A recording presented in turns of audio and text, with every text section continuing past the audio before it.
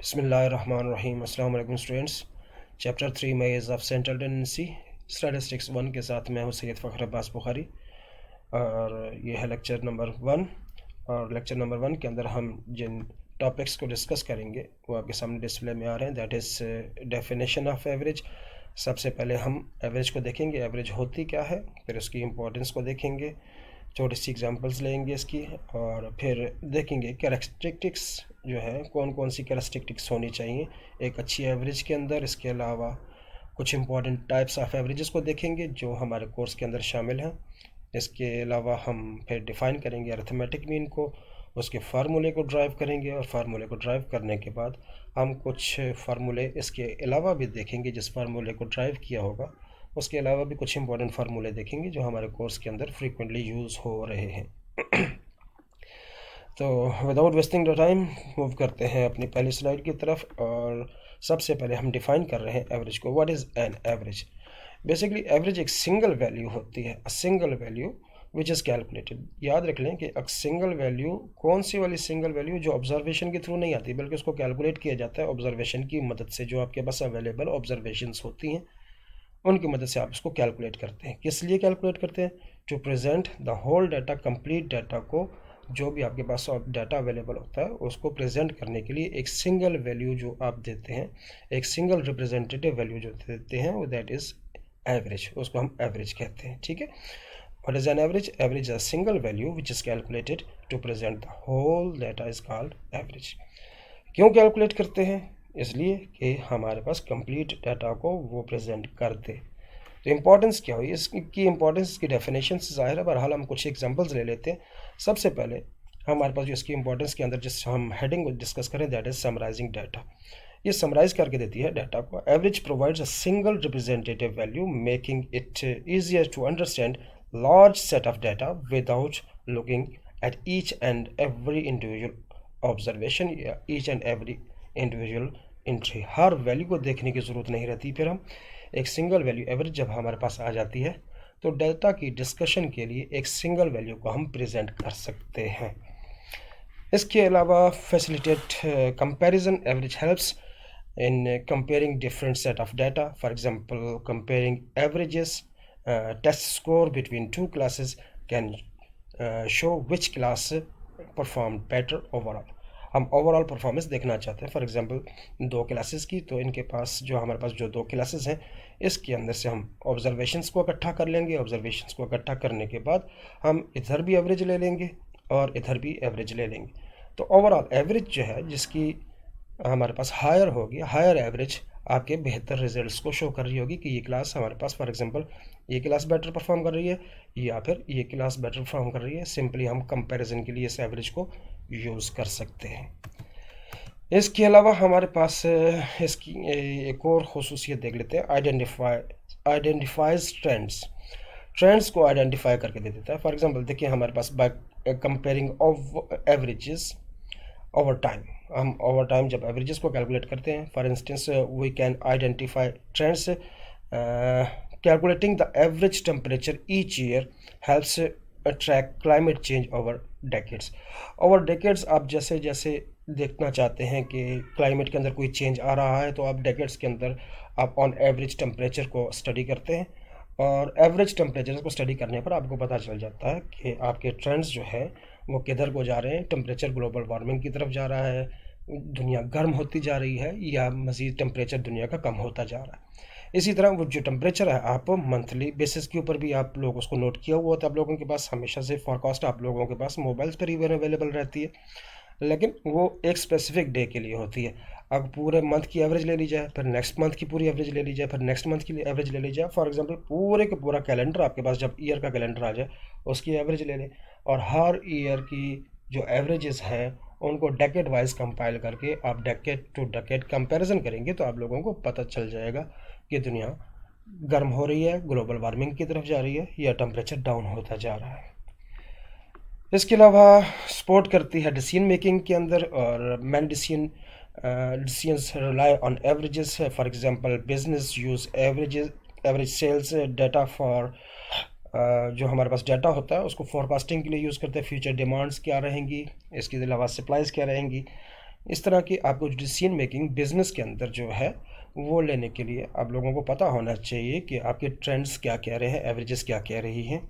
इसके बाद ही आप अपनी आप रिसोर्स की एलोकेशंस कर सकते हैं बिजनेस के अंदर कि आपने कौन से रिसोर्सेज को यूज़ करना है, कौन कौन से रिसोर्सेज को यूज़ नहीं करना, और आपने प्रोडक्शन कितनी देनी है, प्रोडक्शन नहीं देनी। इस तरह की जो डिसीजन मेकिंग है तमाम की तमाम बिजनेस की, वो भी डिपेंड कर रही होती है एवरेजेस के ऊपर। ठीक है, एक हल्का सा प्रीव्यू था आपके पास एवरेजेस का। इसके अलावा एक लास्ट जो आपके पास मैंने एक प्लॉट बॉक्स, जिसको हम विस्कर प्लॉट बॉक्स भी कहते हैं, उसको आपके लिए शो कर दिया, लेकिन ये आप लोगों के कोर्स ने डिस्कस नहीं किया, पता नहीं क्यों नहीं किया, करना चाहिए था। बहरहाल ये हमारे पास से क्या करता है, देखिए एवरेज बेसिकली होती क्या है, सेंटर्ड वैल्यू। सेंटर्ड वैल्यू होती है एक डाटा के सेंटर को शो कर रही होती है। ठीक है, तो उस चीज़ को मद्देनजर रखते हुए आप इसको ज़रा स्टडी करें तो आपको ज़्यादा क्लैरिटी आ जाएगी। हाईलाइट से central tendency, average gives us an idea of the typical और central value in a data set which is helpful in fields like quality control, budgeting and resource allocations। ये आप लोगों को तमाम की तमाम चीज़ें कब मिलेंगी, कैसे मिलेंगी, जब आपके पास एवरेजेस मौजूद होंगी। विस्कर प्लॉट बॉक्स आपके पास सामने दिख रहा है आपको, ये आपको बता देता है कि आपके पास डाटा नॉर्मल डिस्ट्रीब्यूशन है, जिसको हम सिमेट्रिकल डिस्ट्रीब्यूशन कह देते हैं, पॉजिटिवली स्क्यूड है या नेगेटिवली स्क्यूड है। आप डिसीजन मेकिंग, आप ये 5 नंबर्स हैं या 5 एवरेजेस हैं या 5 इम्पॉर्टेंट आपके पास मेजर्स हैं, उनको जो है इस डाटा के ऊपर शो करके कर सकते हैं, लेकिन इसकी हमें ज़रूरत नहीं है। बहरहाल ज़मीन जिक्र आ गया तो मैंने यहाँ पर पास शो कर दिया, किसी दिन डिटेल में इसको डिस्कस कर लेंगे। मूव करते हैं जी, एक और हमारे पास जो एवरेज की खसूसियत है, that is simplifies communication. Average conveys information more clearly to people unfamiliar with the details of the dataset, making it easier to communicate insight and findings। देखें, आम लोगों को कम्युनिकेशन के लिए ईच एंड एवरी इंडिविजुअल को discuss करने की ज़रूरत नहीं होती। वो भी डिस्कशन जब कर रहे होते हैं या कोई डिसीजन मेकिंग कर रहे होते हैं तो वो ऑन एवरेज कर रहे होते हैं। ठीक है, एवरेजेस की बुनियाद के ऊपर ही आपस में डिस्कशन हो रही होती है, और एक्सेप्शंस को एग्जांपल के तौर पे कोट नहीं किया जाता। एक्सेप्शंस का मींस कोई आउटलायर्स हैं, कोई ऐसी वैल्यू डाटा सेट के अंदर जो बहुत हाई हैं या बहुत लो हैं, उनको डिस्कशन में शामिल नहीं किया जाता डिसीजन मेकिंग के लिए। वैसे किसी को अगर अप्रिशिएट करने के लिए आप कर दें, फॉर एग्जांपल कोई क्रिकेटर है और उसने कोई एक्सेप्शनल परफॉर्मेंस दे दी है और वो रूटीन में नहीं होती उस तरह की एवरेज, तो वो उस एक सिंगल उसकी बैटिंग का जो परफॉर्मेंस था उसको तो अप्रिशिएट किया जा सकता है, लेकिन उसको बुनियाद बनाकर डिसीजन मेकिंग नहीं की जा सकती। इसके अलावा मूव करते हैं, हम देखते हैं कैरेक्टरिस्टिक्स ऑफ गुड एवरेज। एक अच्छी एवरेज के अंदर कौन कौन सी खसूसियात होनी चाहिए। सबसे पहले आप ध्यान में रख लें कि जो भी एवरेज हो that must be rigidly defined. उसकी डेफिनेशन ऐसी हो कि उसकी वजह से आप एक फार्मूला जनरेट कर सकें और फार्मूला के रिजल्टेंट में आपके पास जो वैल्यू आए वो एक ही आए, और एक ही वैल्यू जो है हर बंदे की कैलकुलेशन का रिजल्टेंट हो। ऐसा ना हो कि एक बंदे ने कैलकुलेशंस की और उसका एक रिज़ल्ट आया, और दूसरे बंदे ने कैलकुलेशन की उसका दूसरा रिज़ल्ट आया, और दोनों को आप ठीक मान लें, या दोनों को आप ऐसा कह सकें कि भी किसी को भी आप गलत कहने के काबिल ना हो। तो ऐसा नहीं हो कि उसकी पेट डेफिनेशन एक crystal clear formula, well defined formula होना चाहिए जो हमें एवरेज को कैलकुलेट करने में मदद दे। इसके अलावा जो एवरेज है that must be based on all the observations.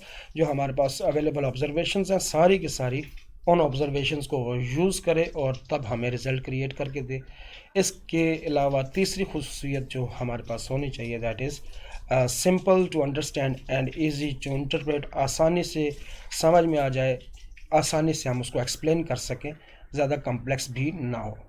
Quickly and easily calculated, आराम से कैलकुलेट हो जाए, जल्दी कैलकुलेट हो जाए और आराम से समझ में भी आ जाए।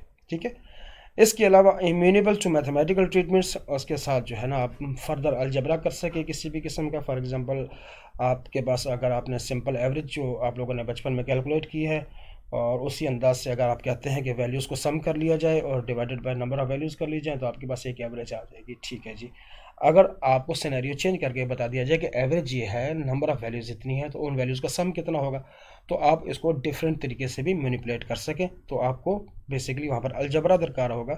तो आपके पास जो बेसिकली जो एवरेज है वो इम्यूनेबल होनी चाहिए फर्दर मैथमेटिकल ट्रीटमेंट के लिए।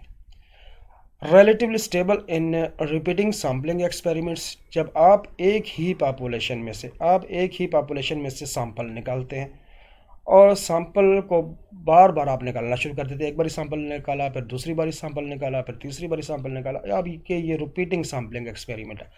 अब इसका एवरेज हर सैंपल का एवरेज आपस में बहुत ज़्यादा डिफर ना कर रहा हो, अनलेस एंड अनटिल कि देखिए अगर पॉपुलेशन के अंदर आपकी वेरिएबिलिटी ऐसी है कि उसकी वजह से आपको सैम्पलिंग एक्सपेरिमेंट जब आप रिपीट कर रहे हैं और डिफरेंस आना शुरू हो जाए, वो तो एक अलग चीज़ है, लेकिन इट्सेल्फ आपके पास जो एवरेज है वही रिपीटेड सैम्पलिंग एक्सपेरिमेंट्स के अंदर डिफरेंट रिजल्ट देना शुरू कर दे, बहुत डिफरेंट रिजल्ट देना शुरू कर दे, तो ये इसको हम एक फ्लॉ कंसिडर करेंगे उस एवरेज का।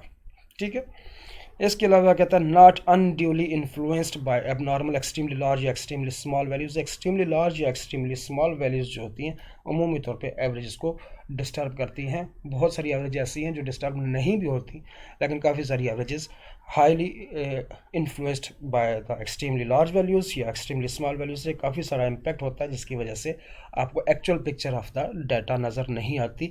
तो एक अच्छी खुसूसियत रखने वाली एवरेज वो होगी जिसके अंदर ये वाला फ्लॉ ना पाया जाता हो, यानी कि वो इन्फ्लुएंस ना हो एक्सट्रीमली लार्ज वैल्यूज से या एक्सट्रीमली स्मॉल वैल्यूज से। तो इसको हैंडल करने के लिए एक्सट्रीमली स्मॉल वैल्यूज़ या एक्सट्रीमली लार्ज वैल्यूज़ को हैंडल करने के लिए हमारे पास टेक्निक्स तो ज़रूर होती हैं, लेकिन हमने इनको बहुत ज़्यादा डिस्कस नहीं किया हुआ इस कोर्स के अंदर। सेपरेटली अगर इसके ऊपर डिस्कशन हुई तो हम देखेंगे कि हम उसको कैसे डिस्कस कर लें। इसके अलावा हम देखते हैं टाइप्स ऑफ एवरेजेस। वो टाइप्स ऑफ एवरेजेस जो आपके पास बहुत कॉमनली यूज़ होती हैं और आपके कोर्स के अंदर भी शामिल हैं, उनको मैंने सामने आपके लिस्ट अप कर दिया। दैट इज़ सबसे पहले हम जिसको डिस्कस करेंगे इस कोर्स के अंदर, दैट इज़ अरिथमेटिक मीन, जिसको हम सिंपल मीन भी कह देते हैं, और या सिंपली सिर्फ मीन भी लिखा हुआ हो तो इसका मतलब भी यही होता है कि आप बात अरिथमेटिक मीन की कर रहे हैं। ठीक है, फिर इसके बाद हम ज्योमेट्रिक मीन को डिस्कस करेंगे। ज्योमेट्रिक मीन के बाद हम हार्मोनिक मीन को डिस्कस करेंगे। हार्मोनिक मीन के बाद हम मोड को डिस्कस करेंगे। मोड को डिस्कस करने के बाद हम कुछ मेजर्स ऑफ लोकेशंस देखेंगे जो होंगे मीडियन, क्वार्टाइल्स, डिसाइल्स और परसेंटाइल्स को देखेंगे। ये तकरीबन एक ही तरह से एक ही अंदाज में कैलकुलेट होते हैं, तो इसको मैंने ABCD करके इस अंडर द हेडिंग 5 ही लिख दिया है। तो बेसिक मकसद इसका ये है कि हमारे पास ये जो एवरेज कैलकुलेट होती हैं यहाँ पर, ये बिल्कुल एक ही अंदाज से कैलकुलेट होती हैं और ये बेसिकली लोकेट कर रही होती हैं डाटा के पोजीशन के, कि ये डाटा की किस पोजीशन पर लाई कर रही हैं। ठीक है, तो आज हम सिर्फ इस लेक्चर के अंदर डिस्कस जो कर पाएंगे that will be definition of arithmetic mean, और इसके फार्मूले को डिस्कस कर पाएंगे। फर्स्ट वाला जो हमारे पास जो ऑप्शन है उसको हम मूव करते हैं, स्टार्ट करते हैं। जिस सबसे पहले अरिथमेटिक मीन को डिफाइन कैसे किया जाए। ये अरिथमेटिक मीन आपके पास वही वाली एवरेज है जो आप बचपन से जो है कैलकुलेट करते आ रहे हैं। इवन छठी सातवीं में भी आप एवरेज जो कैलकुलेट किया करते थे, सिंपल एवरेज, वही अरिथमेटिक मीन के नाम से यहाँ पर। और अरिथमेटिक मीन कैसे कैलकुलेट किया जाता है? अरिथमेटिक मीन ऐसे कैलकुलेट करते हैं कि जो आपके पास ऑब्जर्वेशंस होती हैं या जो आपके पास वैल्यूज़ होती हैं, आप उनको सिंपली सम कर लेते हैं। सम करने के बाद उसको आप डिवाइड कर देते हैं किन के साथ? जितनी वैल्यूज़ आपने सम की थी उन्हीं की तादाद के साथ, नंबर ऑफ ऑब्जर्वेशन के साथ।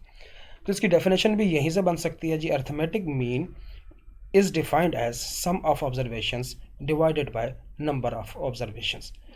तो दोबारा देखते हैं इसको। Arithmetic mean is defined as sum of observations divided by number of observations. ये आ गई हमारे पास इसकी डेफिनेशन। ओके जी, सम ऑफ ऑब्जर्वेशंस को हम चैप्टर 1 के अंदर देख बैठे हैं कि हम उसको कैसे रिप्रेजेंट करते हैं। वैल्यूज़ को या ऑब्जर्वेशंस को हम x से रिप्रेजेंट करते हैं। पहली वैल्यू को हम x1, दूसरी को x2, तीसरी को x3 एंड सो ऑन, हम xn तक चलते हैं। तो सम ऑफ ऑब्जर्वेशंस क्या होगा? इनके दरम्यान में से सम का साइन डाल दिया जाए, प्लस का साइन डाल दिया जाए। इनको कलेक्टिवली कैसे लिखा जाता है? इसको कलेक्टिवली लिखने का तरीका है हमारे पास, that is summation x। Number of observations की बात करें तो नंबर ऑफ ऑब्जर्वेशंस हमारे पास कैपिटल एन से भी रिप्रेजेंट हो सकती हैं, स्मॉल एन से भी रिप्रेजेंट हो सकती हैं। स्मॉल एन से हम कब रिप्रेजेंट करते हैं? जब डाटा हमारे पास जो है ना वो हो सैंपल का। ठीक है, और जब हमारे पास पॉपुलेशन का डाटा हो तो हमारे पास जो नंबर ऑफ ऑब्जर्वेशन या पॉपुलेशन साइज जो है, पॉपुलेशन साइज जो है वो हमारे पास कैपिटल एन से रिप्रेजेंट होता है। अगेन बताते चलूँ, स्मॉल एन हम उस वक्त रिप्रेजेंट करेंगे जब हमारे पास ऑब्जर्वेशन सैंपल से हैं, और कैपिटल एन हम उस वक्त यूज़ करेंगे जब ऑब्जर्वेशन हमारे पास पॉपुलेशन से हैं। ठीक हो गया। Population size capital N, small size sample size.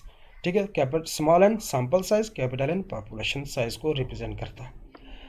इसके अलावा रह गया अरिथमेटिक मीन। अरिथमेटिक मीन के लिए भी हमारे पास दो सिंबल्स हैं, हमारे पास एक्स बार भी है और म्यू भी है।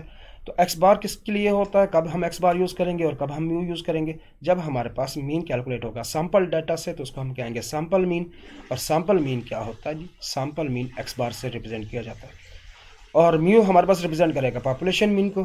पॉपुलेशन मीन हमारे पास म्यू से रिप्रेजेंट। हमारे पास अरिथमेटिक मीन जो अगर हम सैंपल डाटा के लिए लेना चाहते हैं, तो ऐसे अरिथमेटिक मीन की जगह पे आप सिंपली एक्स बार रिप्लेस करें, इक्वल को रहने दें इक्वल, सम ऑफ ऑब्जर्वेशंस के लिए आप लिख दें समेशन एक्स, और divided by number of observations के लिए आप लिख देंगे स्मॉल एन। स्मॉल एन क्यों लिखा कि हमने सैंपल का मीन यूज़ कर रहे हैं, तो ये हमारे पास एक फार्मूला आ गया। इसके अलावा अगर इसी चीज़ को हम पॉपुलेशन के लिए कैलकुलेट करना चाह रहे हैं, तो म्यू रिप्रेजेंट कर लें अरिथमेटिक मीन के लिए, किसके बराबर होगा? सम ऑफ ऑब्जर्वेशंस के लिए सम ऑफ ऑब्जर्वेशंस को हम समेशन एक्स से रिप्रेजेंट कर रहे हैं, divided by number of observations. तो नंबर ऑफ ऑब्जर्वेशंस हम कौन सी यूज़ करें? नंबर ऑफ ऑब्जर्वेशंस हमें कैपिटल एन यूज़ करनी पड़ेंगी, क्योंकि हम म्यू यूज़ कर रहे हैं जो कि पॉपुलेशन का मीन है, तो डिवाइडेड बाय कैपिटल एन। तो ये हमारे पास आ गया फार्मूला एक और, जो कि हमारे पास पॉपुलेशन मीन म्यू के लिए आ जाता है। सिंपली मैंने क्या कहना चाहता हूँ उसको मैं ज़रा नीट करके लिख देता हूँ आपके सामने। फार्मूला हमारे पास सैंपल मीन के लिए क्या होगा? X bar is equal to summation x divided by n. और एन कौन सा? Small n. स्मॉल एन क्यों यूज़ किया? कि ये सैंपल साइज को रिप्रेजेंट कर रहा है। यहाँ पर एक्स बार यूज़ किया सैंपल के मीन को रिप्रेजेंट करता हुआ। इसके अलावा हमारे पास आ जाएगा फार्मूला, अगर पॉपुलेशन मीन के लिए देखना चाहें तो म्यू से रिप्रेजेंट किया जाएगा पॉपुलेशन के मीन को, किसके बराबर होगा? सम ऑफ ऑब्जर्वेशन यानी कि summation x divided by number of observation in the population, और number of observation in the population is denoted by capital N. ठीक हो गया। चलो जरा फार्मूले को ड्राइव करके देखते हैं बाकायदा तौर पर। सबसे पहले हम ले रहे हैं जी, एक साइड पे लेते हैं, let x1 x2 x3 up to xn be the observations, और ये ऑब्जर्वेशंस कौन सी हैं? सैंपल डाटा से। ठीक है, ये स्मॉल एन हमें सैंपल साइज बता रहा है कि हमारे पास जो ऑब्जर्वेशन है वो सैंपल से। तो हमारे पास जो डेफिनेशन है अरिथमेटिक मीन की वो क्या है? हमारे पास अरिथमेटिक मीन की डेफिनेशन है कि अरिथमेटिक मीन होगा बराबर सम ऑफ ऑब्जर्वेशंस के divided by number of observations के। ठीक है जी। तो अरिथमेटिक मीन के लिए चूंकि हमारे पास सैंपल की बात हो रही है, तो अरिथमेटिक मीन को किससे रिप्रेजेंट किया जाएगा? उसको हम रिप्रेजेंट करेंगे एक्स बार से। ठीक है, तो अरिथमेटिक मीन इसकी जगह पे हम लिख रहे हैं एक्स बार। ठीक है, और सम ऑफ ऑब्जर्वेशंस का मतलब है जो ऑब्जर्वेशंस आपके पास अवेलेबल हैं, ऑब्जर्वेशंस आपके पास ये है x1 x2 x3 x4 up to xn, x1 plus x2 plus x3 plus x4 up to xn कर लिया आपने, सॉरी xn कर दिया, divided by number of observations. तो नंबर ऑफ ऑब्जर्वेशंस कितनी है? That is small n। ठीक है, तो हमने क्या करना है, सिंपली अरिथमेटिक मीन की जगह पे एक्स बार को रिप्लेस किया, और सम ऑफ ऑब्जर्वेशंस के लिए हमने वैल्यूज़ को सम कर लिया, x1 plus x2 plus x3 up to xn divided by number of observations यानी कि n। और हम ये जो आपके पास x1 plus x2 plus x3 up to xn है, इसको कैसे लिख सकते हैं? कंप्रेस फॉर्म में समेशन के साइन के साथ। तो हम इसको समेशन के साइन के साथ लिख देते हैं कि x bar is equal to summation x i where i goes from 1 to n। ठीक है, और अगर हम इन जनरल गुफ्तगू कर रहे हो तो ज़रूरी नहीं है कि हम समेशन के ऊपर की जो लिमिट्स हैं, आई स्टार्स फ्राम 1 से n तक एक्स आई जो हमने लिखा, तो ये हमेशा प्रेजेंट करना पड़े, ज़रूरी नहीं है। सिंपली हम इसको समेशन एक्स बाय n से भी प्रेजेंट कर सकते हैं। ठीक है, एक्स बार किसके बराबर हो जाएगा? एक्स बार होगा समेशन एक्स बाय n के। और बिल्कुल सेम अंदाज में हम चलते हैं पॉपुलेशन का डाटा लेके, let x1 x2 x3 up to xn be the population. ठीक है, हमारे पास एक पॉपुलेशन है और जिसमें नंबर ऑफ़ ऑब्जर्वेशंस हमारे पास capital n number of observations हैं, और ऑब्जर्वेशंस कौन कौन सी हैं? ऑब्जर्वेशंस हमारे पास x1 x2 x3 up to xn। Definition हमारे पास बहरहाल वही है अरिथमेटिक मीन की, that is arithmetic mean is equal to sum of observations divided by number of observations. But this time we are dealing with the population data, and हम arithmetic mean की जगह पे जो सिंबल यूज़ करेंगे that will be mu. और सम of observations ये हमारे पास रहेंगी, इनको हम लिखेंगे जी x1 plus x2 plus x3 plus x4 plus अब तो चलेंगे हम x कैपिटल N तक। डिवाइड करा देंगे नंबर ऑफ़ वैल्यूज़ जो आपके पास पॉपुलेशन में है या नंबर ऑफ़ ऑब्जर्वेशंस जो पॉपुलेशन में है, जिसको हम पॉपुलेशन साइज़ भी कहते हैं, डिवाइडेड बाय कैपिटल N। और फिर हम दोबारा से बिल्कुल इस अंदाज से लिख लेंगे इस चीज़ को, यानी कि म्यू किसके बराबर होगा, म्यू होगा समेशन एक्स आई, अगर आई गोज़ फ्रॉम 1 से लेकर capital N divided by number of observation present in the population. ठीक है, तो ये हमारे पास दोबारा से मैं आपको नीट करके दिखा देता हूँ। हमारे पास म्यू किसके बराबर होगा, म्यू बराबर होगा x1 plus x2 plus x3 up to xn divided by capital N। Capital N किसको प्रेजेंट कर रहा है, सैम्पल साइज़ को नहीं, पॉपुलेशन साइज़ को। सैम्पल साइज़ को प्रेजेंट करेगा हमारे पास स्मॉल n, पॉपुलेशन साइज़ को रिप्रेजेंट करेगा हमारे पास कैपिटल N। तो इसको हम ज़रा समेशन के साथ लिख लेते हैं। ये आ जाएगा mu is equal to summation x i where i goes from 1 to capital N, या फिर सिंपली हम लिख सकते हैं mu is equal to summation x by N, but N this time must be capital. Okay हो गया, ये हमारे पास रह गया फार्मूला ड्राइव हो गया जी। कौन सा, सिंपल डाटा के लिए हमने अरिथमेटिक मीन का फार्मूला पॉपुलेशन के लिए हो या सैंपल के लिए हो हमने ड्राइव कर लिया।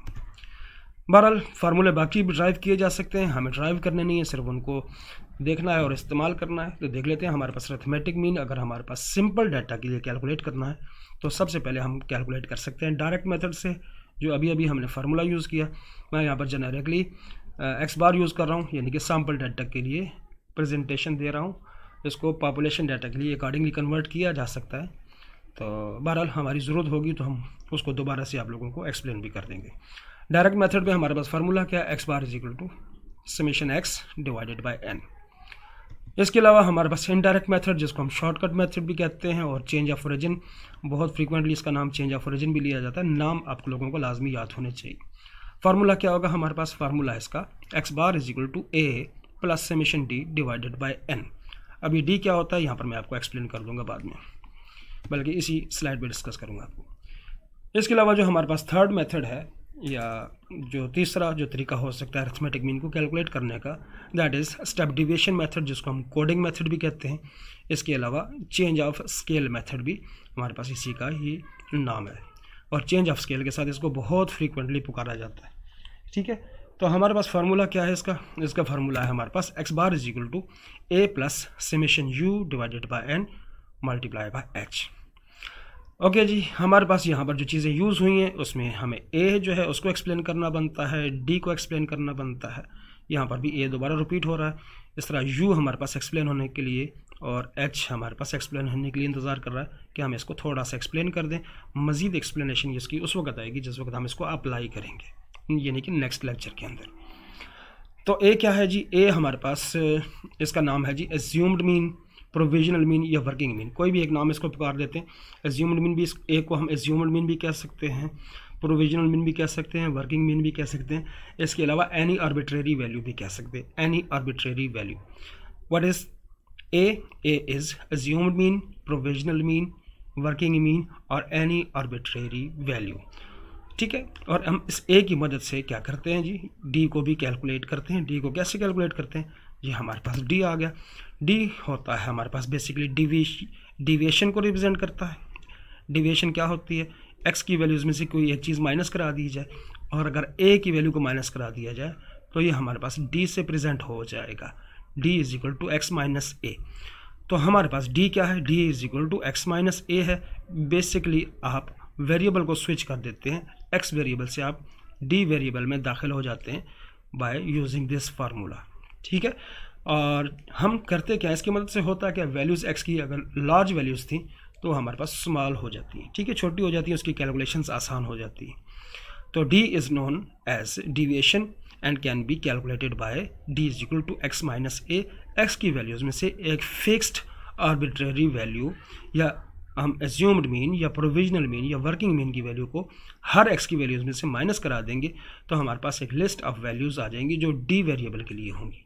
ठीक है, फिर हमारे पास नेक्स्ट में आ जाता है यू। यू क्या होता है जी, यू हमारे पास होता है ट्रांसफॉर्म्ड वेरिएबल, या इसको हम एक्सिलरी वेरिएबल भी कहते हैं। That can be founded by u is equal to x minus a by h. अब x तो वेरिएबल है हमारे पास, बेसिक वेरिएबल जिसके अंदर डाटा दिया वो होता है। a हमारे पास एज्यूम्ड मीन या एनी आर्बिट्रेरी वैल्यू है जिसको हमने यहाँ पर पॉइंट 1 में डिस्कस किया। और h हमारे पास क्या है इसको डिस्कस कर लेते हैं। That is h is a common divisor, कि हर डिविएशन को हम एक कॉमन डिवाइज़र से डिवाइड करा दें, यानी कि मज़ीद वैल्यूज़ को और भी छोटा कर लें। ठीक है, तो हम उमूमी तौर पे इसको लेते हैं किसके बराबर है, साइज़ ऑफ क्लास इंटरवल के, जो हमारे पास क्लास इंटरवल होता है उसके बराबर लेते हैं, तो ये हमें कैलकुलेशन के अंदर बहुत आसानी प्रोवाइड करता है। ठीक है, तो ये तो सिंपल डाटा के लिए डिस्कशन की। अगर हमारा फिर पास फ्रीक्वेंसी डिस्ट्रीब्यूशन या ग्रुप डाटा हो तो भी हमारे पास फार्मूले थोड़ी स्लाइड चेंज के साथ एडजस्ट किए जा सकते हैं। तो डायरेक्ट मेथड पे हमारे पास फार्मूला क्या रहेगा, डायरेक्ट मेथड में हमारे पास फार्मूला रहेगा x bar is equal to summation x था आपके पास, समेशन एक्स को आप एफ एक्स बना दें और एन की जगह पे आप समेशन एफ रिप्लेस कर दें। नोट कर लें कि एन और समेशन एफ आपस में बराबर होता है in case of frequency distribution और ग्रुप डाटा। ठीक हो गया जी, ये हमारे पास फार्मूला क्या रह जाएगा यहाँ पर, x bar is equal to summation f x divided by summation f. अब इस इनडायरेक्ट मेथड या शॉर्टकट मेथड जिसको हम चेंज ऑफ रीजन भी कहते हैं, अगर इसको फ्रीक्वेंसी डिस्ट्रीब्यूशन के लिए लेकर आना है तो क्या तब्दीली होगी, यहाँ पर आपको इस जगह पे एफ डी में कन्वर्ट करना पड़ेगा और एन की जगह पे आपको समेशन एफ कर देंगे, तो सिंपली डाटा आपके पास फ्रीक्वेंसी डिस्ट्रीब्यूशन का फार्मूला आपके सामने आ जाएगा। क्या फार्मूला है जी, that is x bar is equal to a plus summation f d divided by summation f. और लास्टली स्टेप डिविएशन मेथड या चेंज ऑफ स्केल में हमारे पास फार्मूला बिल्कुल उसी अंदाज से चेंज होगा। समेशन यू है, अब इसको समेशन एफ यू में कन्वर्ट करें, डिवाइडेड बाय एन है, डिवाइडेड बाय एन की जगह पे समेशन एफ लगा दें, तो हमारे पास फार्मूला यही कन्वर्ट हो जाएगा ग्रुप डाटा के लिए या फ्रीक्वेंसी डिस्ट्रीब्यूशन के लिए। That is x bar is equal to a plus summation f u divided by summation f multiply by h. Okay जी, थैंक यू वेरी मच। आज के लिए इतना ही। और इम्पॉर्टेंट जो चीज़ है दोबारा से देखा था, चलो ये फार्मूले आप लोगों को नेक्स्ट लेक्चर के लिए याद होने चाहिए। नेक्स्ट लेक्चर में ये फार्मूले याद होंगे तो हमारे लिए बहुत आसानी हो जाएगी। ठीक है, तो लेक्चर को एंड करते हैं। ज़िंदगी रही तो इंशाल्लाह नेक्स्ट लेक्चर के अंदर मिलेंगे आप लोगों के साथ नए टॉपिक के साथ। बल्कि नया टॉपिक क्या, इसी टॉपिक को हम आगे एक्सटेंड करेंगे। टिल देन अल्लाह हाफ़िज़।